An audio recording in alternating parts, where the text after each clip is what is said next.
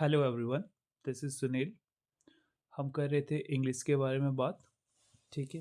English में हमने देखा था सेंटेंस, जिसमें होता है सब्जेक्ट, वर्ब और वर्ब का ऑब्जेक्ट।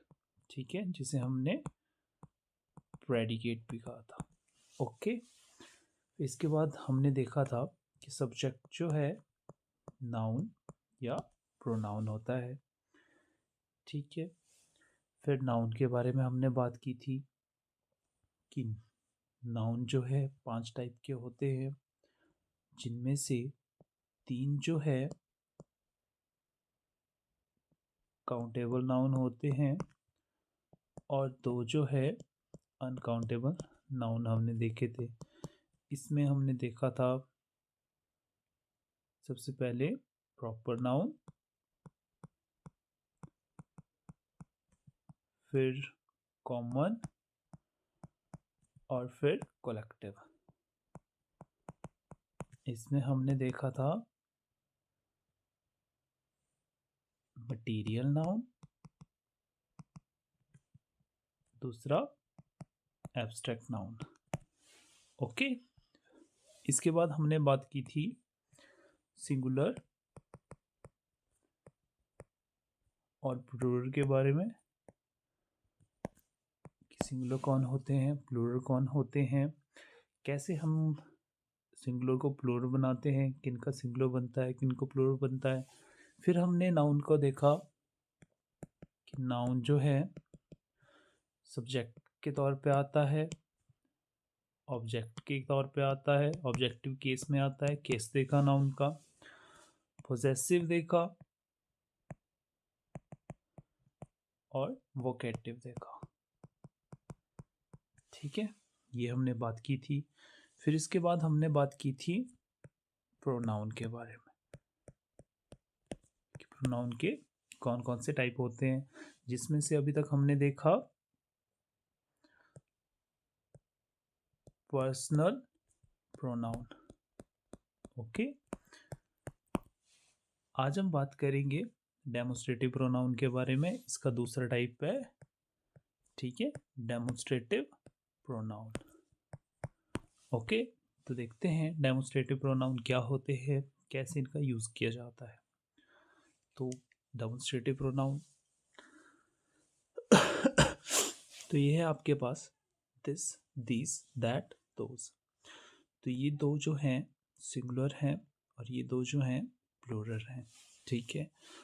जब भी आपने पास में रखी या समीप की वस्तु या व्यक्ति के लिए जो पास की चीज़ें होगी या फिर पास का जो व्यक्ति होगा, उनके लिए आप यूज़ करोगे दिस और दीज। दूर की वस्तुएं और व्यक्तियों के लिए दैट और दोज। ठीक है। या फिर सेम क्लास के दो व्यक्तियों की तुलना करनी हो, ठीक है, या सेम क्लास के दो नाउन की तुलना करनी हो। बोलने का ये मतलब है, जैसे मान लो ये आप है, ठीक है, इसके पास में कोई किताब है, कोई बुक है और एक थोड़ी दूरी में है, थोड़ी दूर है। तो पास वाले के लिए यूज़ होगा दिस। और बहुत सारी बुक्स हैं, ठीक है, तो दीज। दूर है तो दैट, बहुत सारी हैं, ठीक है, तो दोज। ये बोलने का मतलब है। देखते हैं कैसे इनका यूज़ होता है। तो पहला सेंटेंस है दिस इज माई बुक। तो बात किसकी कर रहा है, ये जो पास वाली है। तो this is my book and that is yours. तो दैट किसके लिए यूज हुआ, जो दूर की बुक थी। Okay. These are my books and those are your books. Your book बोल लो या योर्स बोल लो। यहाँ पर जो योर्स का यूज किया गया है वो योर बुक और योर बुक्स इसके बदले में हुआ है। ठीक है, एक ही बात है, या तो आप योर्स बोल लो, ठीक है, या योर बुक या योर बुक्स बोल लो। सिंगुलर के साथ वो एस नहीं लगेगा, ठीक है, प्लूरल के साथ एस लगेगा। तो दोज आर योर्स। इसके अलावा कुछ और एग्जाम्पल भी हैं, जैसे work and play are both necessary to health, this exercises the body and that exercises the brain. Okay, तो यहाँ पर देखते हैं, ये जो दिस आया हुआ है, ये आया है किसके लिए? पास वाले के लिए। तो पास में क्या है? प्ले। यहाँ पर कभी भी आप ऐसे नहीं लिखोगे, ठीक है, कि दिस बोल दिया वर्क के लिए, ये जो है गलत होता है, ठीक है। तो दिस आता है पास वाले के लिए। सेंटेंस में जो पास में है, पास में कौन है? प्ले। तो इसके लिए दिस बोला जाएगा, ना कि वर्क के लिए। ओके, तो ये गलत होता है, ठीक है। और आगे है दैट, तो दैट आया दूर के लिए। दूर कौन हो गया? वर्क, ठीक है, वर्क के लिए दैट। तो दैट एक्सरसाइज द ब्रेन। जैसे अगला सेंटेंस है, cow and horse are both useful animals, this carries us from one place to another and those give us milk. तो यहाँ पर दिस आया हुआ है, तो दिस किसके लिए आया है? पास वाले के लिए, ठीक है। पास में कौन है? दिस के ये। तो जब भी आपने बात करनी होगी, पास वाले को जो है दीज यूज करना है, दूर वाले के लिए दोज यूज करना है। सेंटेंस में भी ये अप्लाई होता है। सेंटेंस में बहुत दूर कौन हो गया? ये। पास में कौन है? हॉर्स। ओके, इसके अलावा है सच। तो the word such can function as a demonstrative pronoun when it is used to refer to something previously mentioned और something of a similar kind. It emphasizes a particular type, category or degree of something. बोलने का मतलब है कि कोई भी बात जो पहले हो चुकी है या पहले बोल दी गई है, उसके लिए जब आपने प्रोनाउन यूज़ करना है तो आप सच का यूज़ करेंगे। देखते हैं कैसे। Use of such as demonstrative pronoun. सबसे पहले referring something mention earlier, most important, और सबसे ज़्यादा आपने बस यही याद रखना है कि कोई चीज़ जो है पहले बोल दी गई है, उसके लिए जो है सच का यूज़ करना है। जैसे एग्जांपल है आपके पास, she was kind and generous. तो यहाँ पर आगे हमने यूज़ किया है such. Such is rare these days. तो सच बोलने का मतलब क्या है? Kind and generous. ये जो यूज़ हुआ है, इसके लिए हमने सच यूज़ कर दिया। तो आपको पता है प्रोनाउन हम यूज़ करते हैं नाउन के प्लेस में, ताकि रिपीट ना हो बार बार, हम बार बार वही सेम चीज़ ना बोलें, इसलिए प्रोनाउन का यूज़ किया जाता है। तो सच का यूज़ भी यहाँ पर इसीलिए हुआ है, ताकि जो पहले हमने चीज़ बोल दी गई है उसको दूसरी बार ना बोले, ठीक है। एक्सप्लेनेशन भी दी गई है आगे। Here such refer to kind and generous people. Okay, indicating similarity और टाइप। तो सिमिलैरिटी भी बताते हैं, जैसे if you need more detail ask John और Sara, such are the people who can help you. तो मतलब ऐसे पीपल जो लोगों की हेल्प करते हैं, टाइप पे हेल्पफुल पीपल के लिए रेफर कर रहा है सच। तो such refer to people like John and Sara, जो हेल्पफुल पीपल है, जो हेल्प करते हैं। तो इसके लिए जो है सच का यूज़ किया है हमने। एक्सप्रेसिंग डिग्री और एक्सटेंट, जैसे such were his words that everyone was shocked. जो यहाँ पर वर्ड यूज हुआ है, the word such emphasizes the impact of his word. तो ऐसे कोई वर्ड होंगे, ठीक है, जिससे सभी शॉक हो गए। ओके, इसके अलावा लीगल और फॉर्मल राइटिंग में कैसे यूज करते हैं? Such is the law. बोलने का मतलब है कोई ऐसा लॉ है जो पहले से ही स्टेटेड है, पहले से ही लिखा हुआ है, पहले से ही है, ठीक है। तो such is the law and it must be followed. कोई ऐसा लॉ है जो पहले से ही बन चुका है और ये सभी को मानना होगा। तो ये जो है सच के यूज है बाय रिप्लेसिंग अ नाउन और नाउन फ्रेज। ये नाउन और नाउन फ्रेज को मैं रिप्लेस करता है जो पहले से ही प्रीवियसली मेंशन्ड है या इम्प्लाइड है। ओके, तो सच का यही केस था। इसके बाद आगे बढ़ते हैं डिस्ट्रीब्यूटिव प्रोनाउन और उसकी यूजेस देखते हैं कैसे डिस्ट्रीब्यूटिव प्रोनाउन का यूज किया जाता है। तो distributive pronoun refer to the people और thing individually rather than as a group. They emphasize separation among multiple entity. मतलब ये हर किसी की बात करेगा। जैसे कि ईच है हमारे पास, ठीक है, रेफर टू एवरी इंडिविजुअल। एक ग्रुप है जिसमें मान लेते हैं 5 लोग हैं, ठीक है।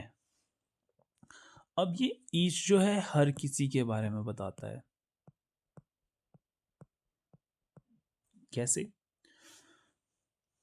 Each of the student received a certificate, कि सभी स्टूडेंट को जो है सर्टिफिकेट मिला। ईच, सभी को जो क्या है सर्टिफिकेट मिला, इसके लिए हम यूज करते हैं ईच।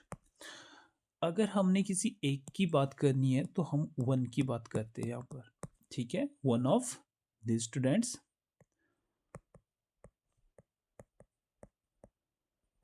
ठीक है। किसी एक की अगर आपने बात करनी तो हम उसको वन के साथ डिनोट करते बताते कि किसी एक को ही मिला, ठीक है। हम बात कर रहे हैं कि ईच जो है सभी के बारे में बात करता है, ठीक है। यहाँ पर एक डाउट और हो सकता है, एवरी वाला भी होता है, ठीक है। इनमें डिफरेंस क्या है? डिफरेंस इतना सा है कि ईच जो है प्रोनाउन है और एवरी क्या है, तो एवरी एज अ एडजेक्टिव और डिटर्मिनर काम करता है, ठीक है। मतलब आप बोल सकते हो कि ये नाउन से जो है पहले आता है, या ठीक है। देखेंगे हम आगे भी इसके बारे में कैसा है। पहले आप ईच के बारे में जानो कि each of the student receive a certificate. एक और बात जो यहाँ पर ध्यान रखने की है कि ईच के साथ जो है सिंगुलर वर्ब आती है। यहाँ पर वर्ब पास्ट में है तो हम यहाँ पर अभी बता नहीं पा रहे हैं, आगे हम देखेंगे कैसे होता है। ओके, दूसरा केस है either. Either refers to one of two choices. तो ईदर बताता है हमें दो में से किसी एक के बारे में। जैसे कोई दो लोग हैं, एक ये है और एक ये है, ठीक है। इन दोनों में से कोई एक ही होगा, हमें नहीं पता कौन सा है, ठीक है। किसी एक की ही बात करता है ईदर। तो either of the roads will take you to the city, कि दोनों में से कोई एक ही है, एक जाएगा दूसरा नहीं। अब हमें ये नहीं पता कि दोनों में से कौन सा है, ठीक है। पर ईदर की बात होती है दो चॉइसेस में, ठीक है। दो लोगों में ही बात करते हैं हम ईदर की, दो से ज़्यादा की बात नहीं होती। 3 लोगों के लिए आप ईदर यूज़ नहीं करते, ओके। उसके अलावा है नीदर। नीदर बात करता है दो लोगों के बारे में, डिनाइज बोथ ऑप्शन, दोनों को ही मना करता है, नन ऑफ द टू, दोनों में से कोई भी नहीं, ठीक है। तो ये नीदर का केस है, ओके। तो neither of the answer is correct, कि दोनों में से कोई भी आंसर जो है करेक्ट नहीं है। तो याद रखना, ईदर भी दो लोगों के लिए आता है, नीदर भी दो लोगों के लिए आता है। इसके अलावा आगे बोथ भी है, बोथ जो है दोनों के लिए ही आता है, ये दोनों की ही बात करता है, ठीक है, कि दोनों ही है, ओके। तो ये 3 केस हैं यहाँ पर important, each, either, neither, okay. इसके अलावा इसके साथ रूल है एक कि वर्ब को कैसे यूज़ कर सकते हैं। तो ऑलवेज यूज सिंगुलर वर्ब, इन तीनों के ही साथ सिंगुलर वर्ब का यूज़ किया जाता है, प्लूरल वर्ब का इसके साथ यूज़ नहीं होता है, गलत माना जाता है उसको। जैसे ईच ऑफ द प्लेयर्स, तो हमने एक चीज़ पढ़ी थी, सब्जेक्ट जो है, वर्ब जो है सब्जेक्ट के हिसाब से ही आती है। ये आगे हम सब्जेक्ट वर्ब एग्रीमेंट में भी पढ़ेंगे। पहले हम सब्जेक्ट के बारे में देख रहे थे, सब्जेक्ट नाउन प्रोनाउन, ठीक है, इसको पढ़ लेते हैं, फिर हम वर्ब के बारे में पढ़ेंगे, फिर उसके बाद सब्जेक्ट वर्ब एग्रीमेंट देखेंगे, ओके, कैसे आता है। फिलहाल के लिए एक छोटा सा आइडिया है आपके लिए। ईच आया हुआ है, उसके बाद ऑफ जो है प्रपोजिशन है, प्रपोजिशन के बाद ये प्रपोजिशन का ऑब्जेक्ट आया हुआ है। तो ऑब्जेक्ट को देख के कभी भी हम वर्ब नहीं लगाते, हम सब्जेक्ट को देख के लगाते हैं। तो यहाँ पर सब्जेक्ट क्या है, ईच। तो ईच के देख के जो है यहाँ पर वर्ब आई है इज, तो यहाँ पर आर का यूज़ नहीं करना है।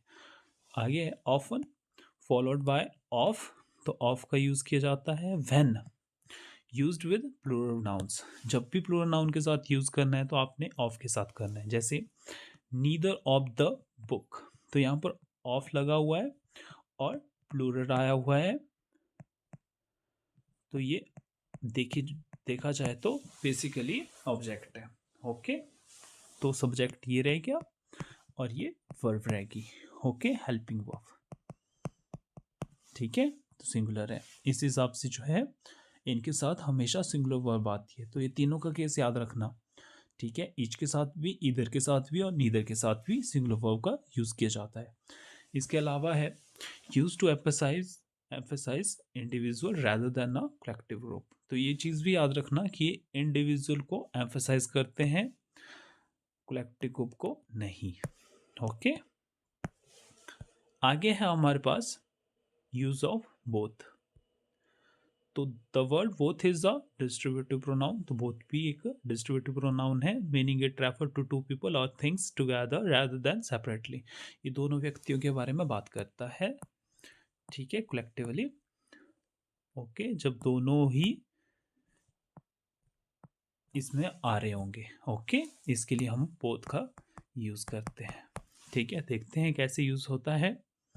Both as a pronoun, when both is used alone as a pronoun it referred to previously mentioned noun। तो दो लोगों के बारे में हमें बताता है both। I invited John and Sarah। किसे इनवाइट किया? जॉन एंड सारा को इनवाइट किया। तो यहां पर आप देख रहे हो कि both डिक्लाइंड, दोनों ने मना कर दिया। तो both किसके लिए यूज हुआ है? जॉन एंड सारा के लिए, दो व्यक्तियों के लिए बात जब भी होगी, ठीक है, और दोनों ही उसमें आएंगे तो हम बोथ यूज़ करेंगे। हो सकता था कि एक ने आने के लिए मना कर दिया हो, तो हमने यहाँ पर ईदर का यूज़ करना था, ठीक है। हो सकता था कि दोनों ही आ रहे हो, तो नीदर का यूज़ करते हम कि किसी ने भी मना नहीं की। तो बोथ रिप्लेसेस जॉन एंड सारा। तो बोथ किसको रिप्लेस कर रहा है? जॉन एंड सारा। तो नाउन को रिप्लेस कर रहा है प्रोनाउन। ये आपका क्या है? ये नाउन हो गए और ये प्रोनाउन आ गया, ठीक है। इसके लिए हम यूज़ कर रहे हैं, नाउन के लिए प्रोनाउन यूज़ कर रहे हैं। Both as a determiner, both जो है डिटर्मिनर का काम भी करता है। तो नाउन के लिए प्रोनाउन आते हैं, नाउन के पहले डिटर्मिनर आते हैं। ओके, ये फंक्शन है, फॉर्मेशन है, ठीक है। ऐसे जो है इसको लिखा जाता है। देखते हैं कैसे। When both is used before a noun, जब भी ये नाउन के पहले आएगा, ठीक है, it act as a determiner. तो ये डिटर्मिनर का काम करेगा। जब ये नाउन की जगह पर आएगा, इस जगह पर होगा, तो ये प्रोनाउन होगा। जब ये नाउन के पहले आ जाएगा तो ये डिटर्मिनर होगा। जैसे कि बोथ प्लेयर्स, तो यहाँ पर देख रहे हैं हम प्लेयर्स क्या है? नाउन है। ओके, तो इससे पहले आया है तो ये डिटर्मिनर है। Okay, performed well. तो बोथ मॉडिफाइज किसे कर रहा है? प्लेयर्स को। तो यहाँ पर डिटर्मिनर आया हुआ है नाउन के पहले, तो ये डिटर्मिनर का काम भी करता है। इसके अलावा both with conjunction and, both जो है एंड को फॉलो करता है, ठीक है। इसका पेयर बोल लो तो एंड आता है, ठीक है। तो both can be paired with and to link to related element. जब भी आप बोथ के साथ लिखोगे तो आप एंड ही लिखोगे, ठीक है। ये जो है पेयर है, ये याद करने हैं। पेयर के क्वेश्चन भी आते हैं, आगे हम देखेंगे कैसे इसका एरर दे दिया जाता है। Okay, she is both intelligent and hard working. तो बोथ इंटेलिजेंट भी है और हार्ड वर्किंग भी है। तो इट एम्फसाइज टू क्वालिटीज़, दो क्वालिटीज़ को एक साथ बता रहा है। इसके अलावा है both of with pronouns and nouns. तो बोथ ऑफ जब भी हमने बात करनी है तो both of them, both of plural. जब भी ऑफ के केस में आता है ना, ठीक है, जैसे वन ऑफ, ईदर ऑफ, ठीक है, या ईच ऑफ। तो यहाँ पर देखना, ठीक है, प्लूरल नाउन ही आएगा। ओके, इसका भी एरर दे दिया जाता है।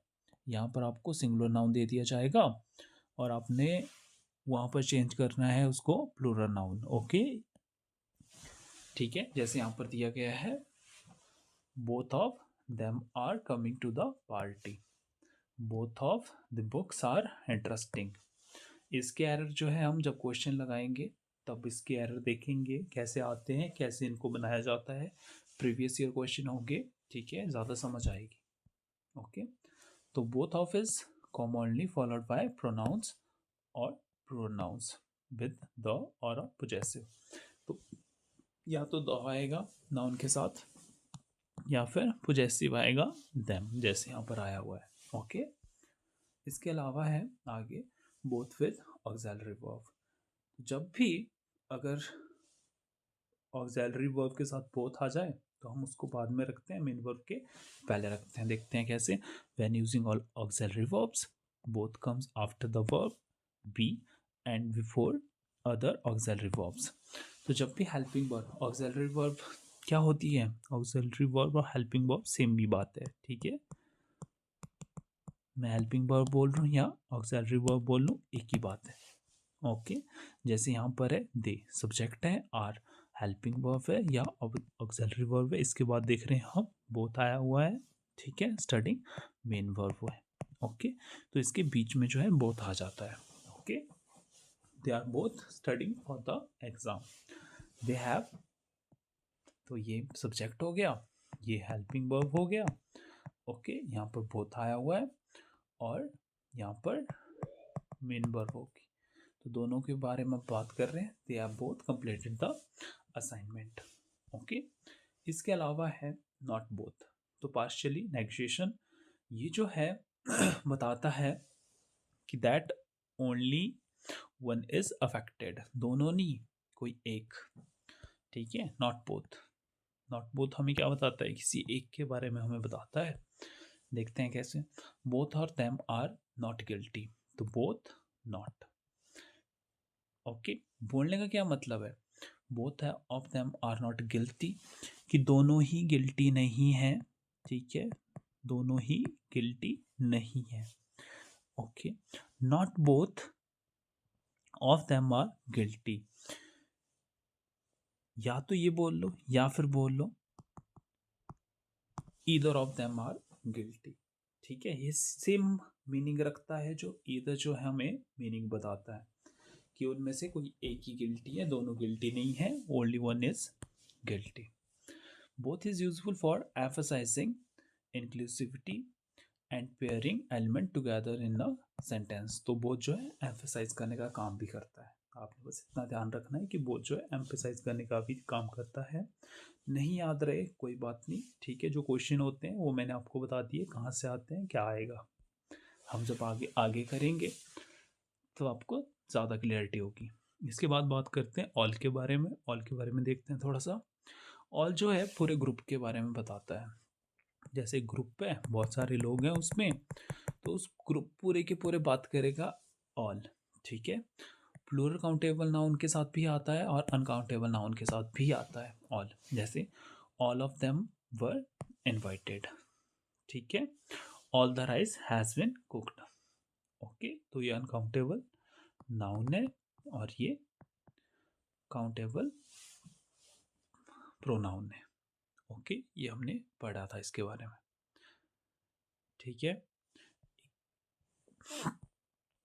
छोटा सा आइडिया है ऑल के साथ। इसके अलावा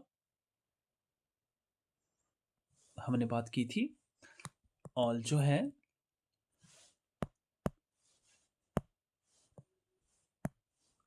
ऑल जो है अपने साथ प्लूरल वर्ब लेता है, ठीक है, पर जब ये प्रोनाउन का काम करेगा, ठीक है। पर यहाँ पर हम देख रहे हैं ऑल आया हुआ है, द राइस आया हुआ है, ठीक है, अनकाउंटेबल नाउन है।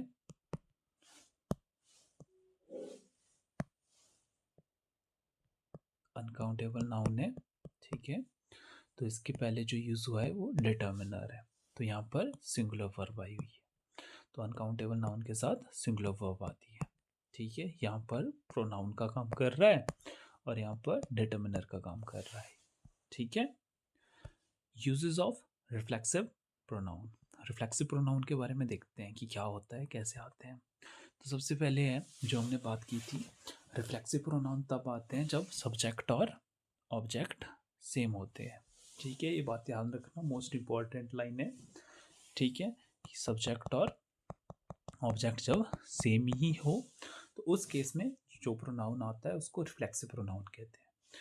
देखते हैं कैसे। जैसे she hurt herself while cooking। Okay, तो यहाँ पर हर्ट किसको किया, उसने खुद को ही हर्ट कर दिया। तो करने वाला कौन है? डूअर भी कौन है, करने वाला भी कौन है, और रिसीवर कौन है? एक्शन जो रिसीव कर रहा है तो वो भी वही है, शी। बात किसकी हो रही है? शी की। उसने खुद को ही हर्ट कर दिया। तो काम किसने किया? उसने ही किया। और एक्शन रिसीव किसने किया? वो भी उसी ने ही किया। तो इस सिचुएशन में जो यहाँ पर प्रोनाउन आया है हर सेल्फ, ठीक है, ये रिफ्लेक्सिव प्रोनाउन है। तो आप देख सकते हो, एक बात जो आपने ध्यान रखनी है कि वर्ब के बाद जो आता है वो रिफ्लेक्सिव प्रोनाउन होता है। ठीक है, रिफ्लेक्सिव जो कि सेल्फ या सेल्फ की फॉर्म में हो, ओके, उनको रिफ्लेक्सिव प्रोनाउन बोलते हैं। इसके अलावा दूसरा है एम्फेसाइज करने के लिए भी आता है, इंटेंसिव प्रोनाउन की तरह काम भी करता है। ये एम्फेटिक प्रोनाउन की तरह बोल सकते हो आप। ठीक है, सेम ही है दोनों। एम्फेटिक प्रोनाउन एम्फेसाइज करता है। ठीक है, I made this cake my self. Okay, तो ये माई सेल्फ आया है वर्ब के बाद, या फिर I myself made this cake. आप ये भी बोल लो, I myself made this cake. ये एम्फेटिक प्रोनाउन की तरह काम कर रहा है, यहाँ पर वर्ब के पहले आया हुआ है। ठीक है, तो एम्फेसाइज करने का काम कौन कर रहा है? एम्फेटिक प्रोनाउन करता है। ठीक है, ऑब्जेक्ट के बाद में कौन आता है? सॉरी, वर्ब के बाद में ऑब्जेक्ट की तरह काम कौन करता है? रिफ्लेक्सिव प्रोनाउन करता है। यहाँ पर ये जो है एम्फेटिक प्रोनाउन की प्रॉपर्टी है, ये दोनों सेम होते हैं, ये बताया हुआ है। ठीक है, सेम मीन्स कि लिखने में सेम होते हैं, बस सेंटेंस में इनका यूज जो है अलग अलग है। एक वर्ब के पहले आता है, ऑब्जेक्ट की तरह आता है दूसरा, ठीक है, वर्ब के बाद में। यहाँ पर इसका ऑब्जेक्ट ये है और ये एम्फेसाइज करने का काम कर रहा है। ये आपका रिफ्लेक्सिव प्रोनाउन की प्रॉपर्टी नहीं है, ये एम्फेटिक प्रोनाउन की है। ठीक है, एम्फेटिक प्रोनाउन को इंटेंसिव प्रोनाउन भी बोलते हैं। ओके, इसको याद रखना। With certain verbs that commonly use reflexive pronoun, कुछ वर्ब्स हैं जो अपने साथ जो है रिफ्लेक्सिव प्रोनाउन लेती है। कौन कौन सी? Introduce, enjoy, teach, blame, hurt, apply, avail, absent. तो ये कुछ वर्ब्स हैं, तो ये आपको याद रखनी है, यहाँ से क्वेश्चन आते हैं, इंपॉर्टेंट है ये, यहाँ से क्वेश्चन दिए जाते हैं, पूछे जाते हैं। ठीक है, आपको दे दिया जाएगा जैसे ही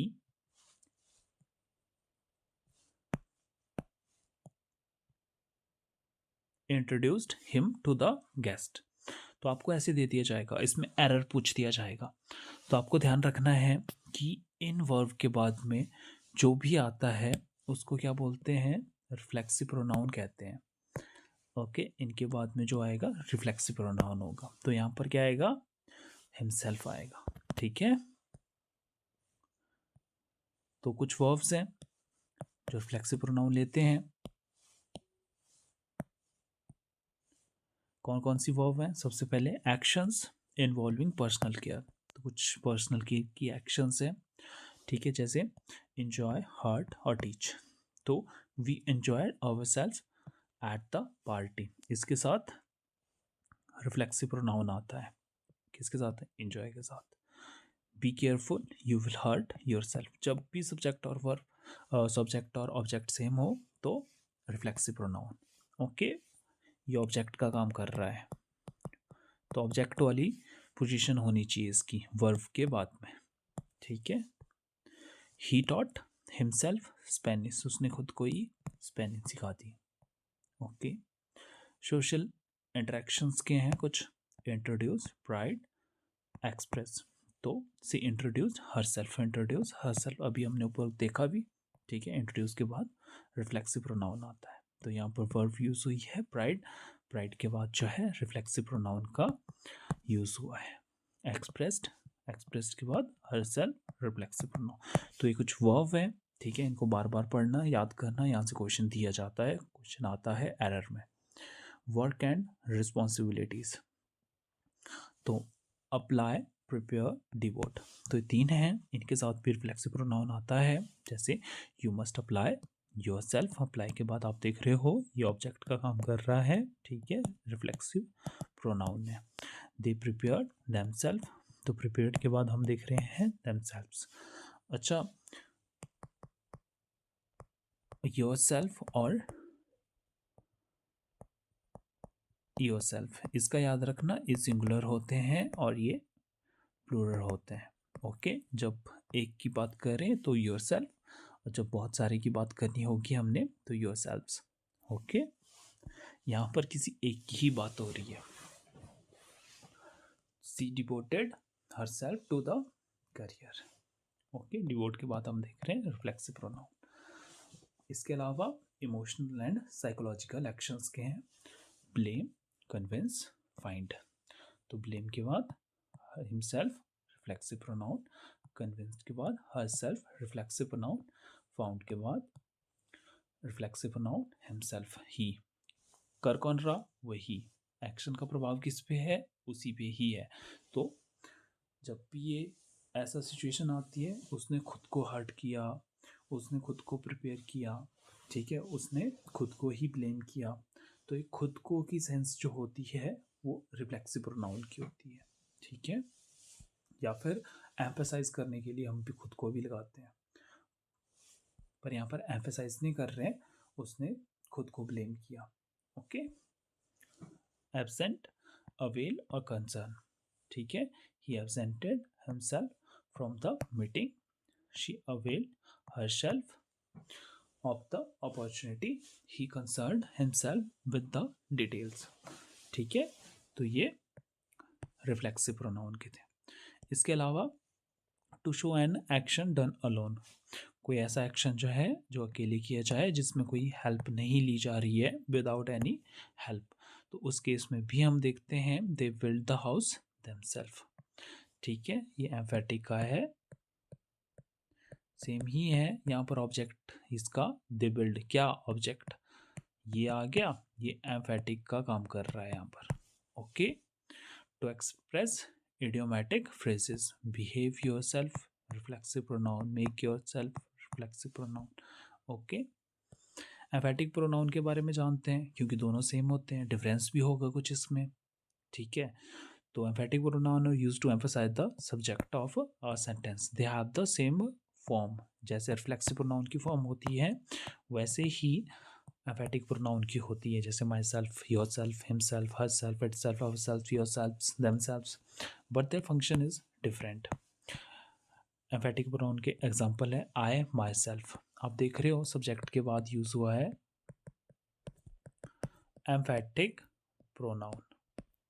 ठीक है, तो सब्जेक्ट के बाद में यूज़ करेंगे, या तो फिर लास्ट में हम इसको एम्फेसाइज करने के लिए लगाते हैं। ठीक है, और दूसरा हम यहाँ पर देख रहे हैं कि वर्ब के पहले यूज़ हुआ है। ओके, तो वर्ब के पहले और सब्जेक्ट के बाद जो आता है उसको हम एम्फेटिक प्रोनाउन कहते हैं।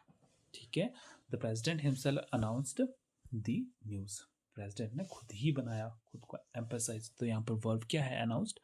तो वर्ब के पहले हम देख रहे हैं एम्फेटिक प्रोनाउन, और ये आपका सब्जेक्ट आ गया। Okay, uses of emphatic pronoun देखते हैं, to emphasise the subject role in an action. तो यही हमने देखा कि एम्फसाइज करने के लिए आता है, ये खुद के बारे में थोड़ा सा बढ़ा चढ़ा के, समझ लो कि बढ़ा चढ़ा के बोल रहे हैं। Okay, emphasise that she alone solve the problem, अकेले ही सॉल्व कर दी।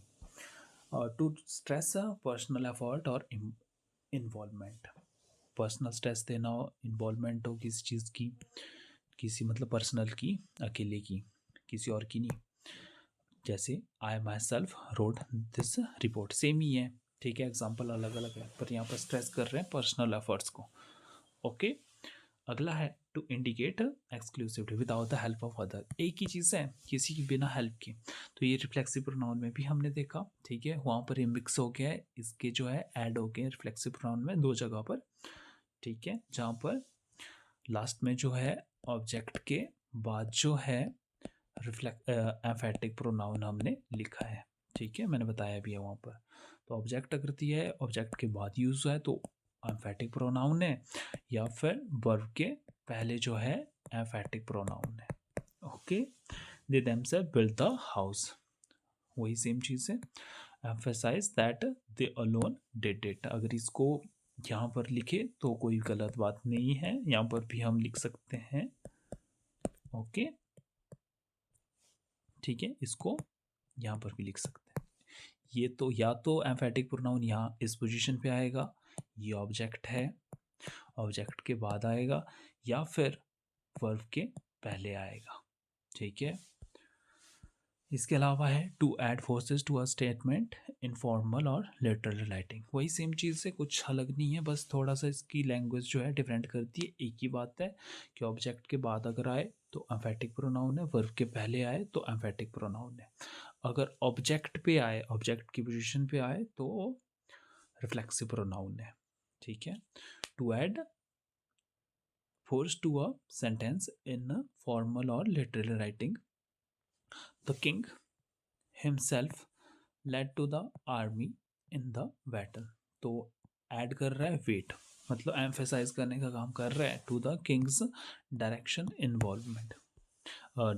किंग्स जो है डायरेक्ट इन्वॉल्वमेंट इसमें है।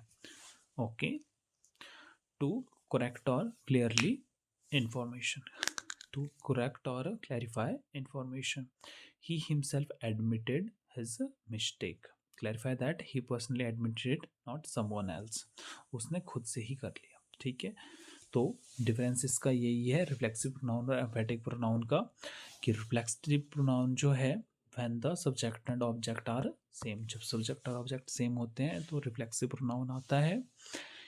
यूज और emphatic pronoun use only for emphasise not an object, object की तरह एम्फेटिक प्रोनाउन कभी काम नहीं करता। जैसे यहाँ पर है सब्जेक्ट है, वर्ब है और ये इसका ऑब्जेक्ट है, तो ये रिफ्लेक्सिव प्रोनाउन है। ओके, यहाँ पर सब्जेक्ट है, वर्ब है और ये इसका ऑब्जेक्ट है। ठीक है, यहाँ पर हम देख रहे हैं सब्जेक्ट है। ठीक है, ये फिलहाल के लिए हम नहीं पता, मान लेते हैं कि एम्फेटिक है या रिफ्लेक्सिव है। देखते हैं, कंप्लीटेड वर्ब है और ये इसका ऑब्जेक्ट आ गया, तो बचा क्या, रिफ्लेक्सिव प्रोनाउन तो ये हो सकता, तो ये क्या है, एम्फेटिक प्रोनाउन है। ठीक है, सब्जेक्ट है, एम्फेटिक प्रोनाउन है और वर्ब है और ये इसका ऑब्जेक्ट है। ठीक है, ऑब्जेक्ट आपको क्लियरली मेंशन हो रहा है यहाँ पर। ठीक है, वर्ब आपको दिख रही है यहाँ पर, सब्जेक्ट आपको दिख रहा है, तो ये क्या होगा, एम्फेटिक प्रोनाउन होगा। ऐसे याद रख सकते हैं आप, सब्जेक्ट आता है, ठीक है, इसके बाद एम्फेटिक प्रोनाउन, ठीक है, यूज़ हो सकता है। ठीक है, वर्ब आती है, ओके, ऑब्जेक्ट, तो ऑब्जेक्ट के तौर पे रिफ्लेक्सिव प्रोनाउन यूज़ होता है।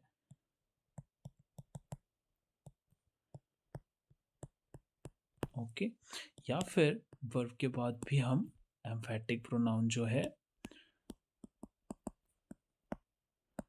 यूज़ करते हैं। तो इन दो सिचुएशन में जो है एम्फेटिक प्रोनाउन होगा और ऑब्जेक्ट की पोजीशन में जब भी होगा तो वो रिफ्लेक्सिव प्रोनाउन होगा। ठीक है, तो अभी हमने देखा नाउन प्रोनाउन के बारे में। ठीक है, इसको अच्छे से पढ़ना है, बार बार रिवाइज करना है, 3-4 बार रिवाइज करोगे याद हो जाएगा कौन कैसा प्रोनाउन है, कहाँ पर यूज़ होता है। बाकी जब हम इसको ख़त्म कर लेंगे, ठीक है, इसका बेसिक क्या आता है, कहाँ आता है, नाउन क्या होते हैं, प्रोनाउन क्या होते हैं, इसके बाद हम देखेंगे वर्ब के बारे में, वर्ब क्या होती है, फिर हम देखेंगे सब्जेक्ट वर्ब एग्रीमेंट। ओके, कि सब्जेक्ट के साथ वर्ब कैसे आते हैं और इसका एग्रीमेंट कैसे होता है। फिर बाकी के जो पार्ट ऑफ स्पीच के जो है उनको देखेंगे। ठीक है, क्वेश्चन भी साथ साथ करेंगे जब हम टॉपिक क्लियर कर लेंगे। फिलहाल के लिए ये आपको बेसिक इन्फॉर्मेशन है जो आपको पता होनी चाहिए।